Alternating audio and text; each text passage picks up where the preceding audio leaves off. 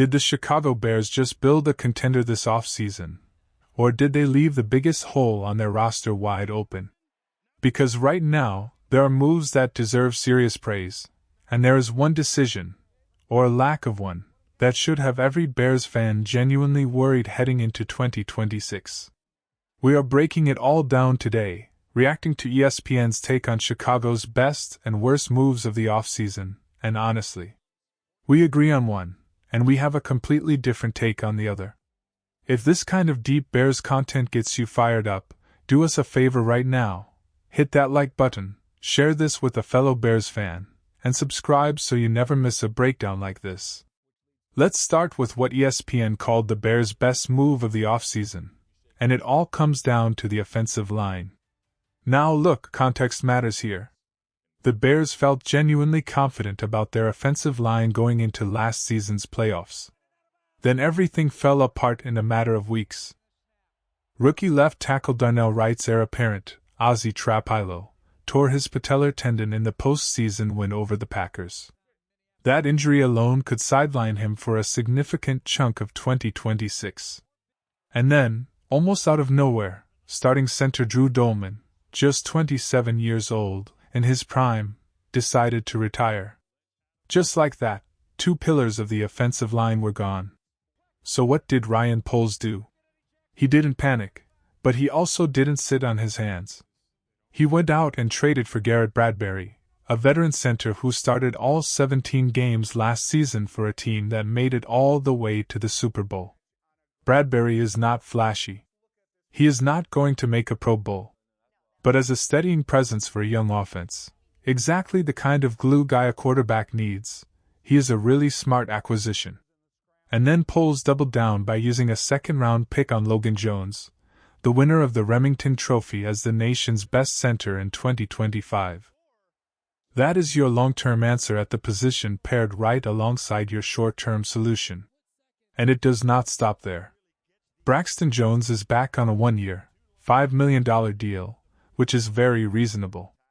If he returns to his pre-injury form, and there are genuine reasons for optimism here, considering he is reportedly back up to 310 pounds after struggling with his weight throughout last season while recovering from that ankle injury, then the Bears have real, competitive depth at left tackle.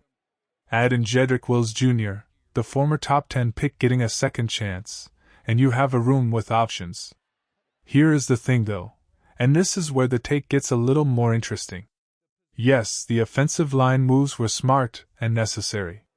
But were they really the best move of the offseason? Because there is an argument that what the Bears quietly did to their back seven deserves far more credit than it is getting. Think about what Dennis Allen was working with last year on defense. Jalen Johnson missed significant time. Kyler Gordon was banged up.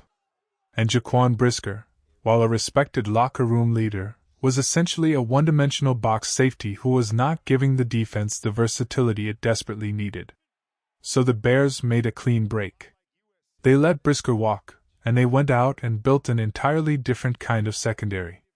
Enter Kobe Bryant, a safety who has worn multiple hats in Seattle's defense over the past few years, capable of playing multiple spots and disguising coverages. Then add Dylan Nyman, who in just 3 college seasons at Purdue and Oregon showed an elite ability to function in a variety of roles at the safety position. And then there is Devin Bush, one of the fastest linebackers in the entire NFL, who can impact the game both against the run and in pass coverage. This is not just replacing bodies. This is fundamentally upgrading the type of player on your defense. More speed. More versatility. More options for Dennis Allen to get creative with his coverage schemes. That, to a lot of eyes, is the real best move of the offseason. So here is the question for you. What do you think was Chicago's single best move this offseason? Drop it in the comments, because this one is genuinely debatable. Now let's talk about the part of this offseason that is a lot harder to defend. ESPN's pick for the Bears' worst move. Not addressing the edge rusher position. And honestly, it is very difficult to argue against that. The numbers from last season tell the story plainly. The Bears ranked 30th in the entire league in pressure rate, generating a pass rush on fewer than 24% of passing snaps when they did not send extra blitzers. 30th. That is bottom of the barrel territory for a team with genuine Super Bowl aspirations.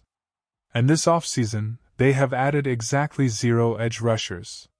Not one. Now, to be fair, there is a financial argument to be made here. Montez Sweat is eating up $25 million a year, and when you compare that to the current market, where Will Anderson just signed for $50 million, Sweat's deal looks much more reasonable in hindsight. He had a solid year. That money is justified. And the Bears were never going to get into a bidding war for Jaelan Phillips or pay whatever Washington gave Aiden Hutchinson. That would have been reckless.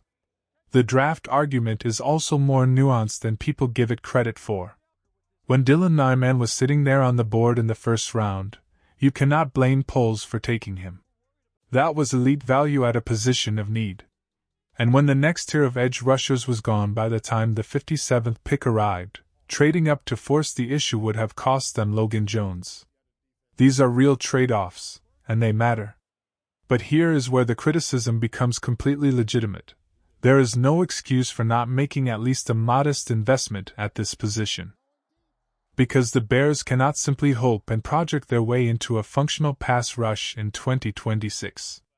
Dio Dingibo is coming off an Achilles injury.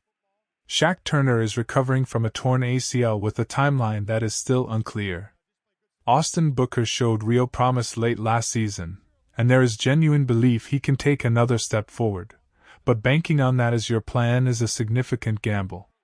And Dominique Robinson, who was tied for 4th among their defensive linemen in sacks last season, is no longer on the roster.